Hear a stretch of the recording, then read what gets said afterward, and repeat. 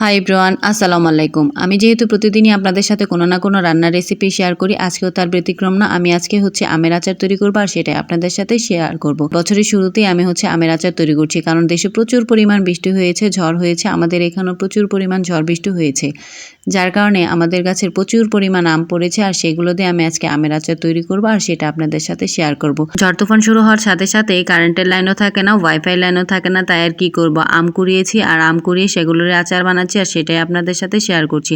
আমরা মোবাইল নিয়ে এতটাই ব্যস্ত থাকি যে আম কুড়ানোর সময় পর্যন্ত পাই না। শুধুমাত্র যখনই দেখি ওয়াইফাই লাইন, নেটওয়ার্ক নাই বা কারেন্ট নাই, তখনই আমরা আম কুড়াতে যাই, এছাড়া কিন্তু পাওয়াই যায় না। আর মোবাইলে মানুষ এতটাই ব্যস্ত থাকে যে আমি ঢিল মারার মতো সময়ও তাদের কাছে নেই। আর সেই শৈশবের স্মৃতিও এখন কিন্তু আর তেমন দেখা যায় না, যে মানুষের গাছের আম চুরি করে খাওয়া হচ্ছে বা ঢিল মেরে খাওয়া হচ্ছে।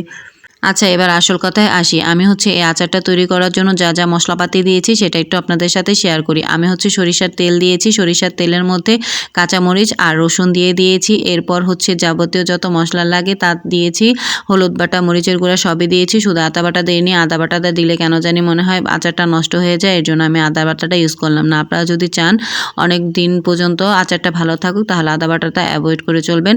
আর এখানে চিনি দিয়েছি পর্যাপ্ত পরিমাণ আর লবণ দিয়েছি। আর যখন এই আচারটা হয়ে যাবে তখন আমি পাঁচফোড়নের কিছুটা গুঁড়া এটার মধ্যে দিয়ে দিব, যাতে ফ্লেভারটা ভালো আসে। আর আচারের মধ্যে কেন জানি পাঁচফোড়ন না দিলে আমার আচার ভাবটা আসে না, আর আচার মনেও হয় না। আমি যেহেতু সিম্পল রান্নাবান্না পছন্দ করি, খুব মশলাপাতি দিয়ে আমি কোনো রান্নাই করি না। আর আচারটা আমি সেভাবে দিচ্ছি, খুব সিম্পলভাবে। আপনারা চাইলে যারা সিম্পলভাবে আচার দিতে চান, কোনো ঝামেলায় না যেতে চান, তারা এইভাবে আচারটা দিতে পারেন, ভালো লাগবে।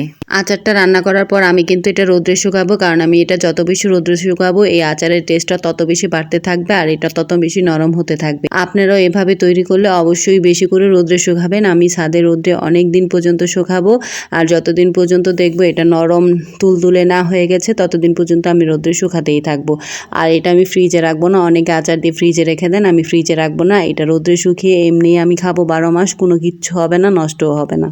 আচারটা কিন্তু এমনি খেতেও ভালো লাগে, আবার খিচুড়ি অথবা ডাল ভাত দিয়েও খেতে পারেন, খুবই ভালো লাগে, খুবই মজা লাগে। আপনারা চাইলে ট্রাই করতে পারেন এভাবে। আমি আমার মতো করে দিয়েছি, আপনারা আপনাদের মতো করে ট্রাই করবেন।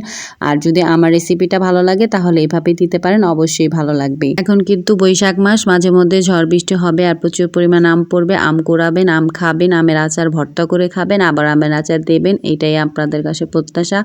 আর সবাই ভালো থাকবেন, সুস্থ থাকবেন। আল্লাহ হাফেজ, টাটা।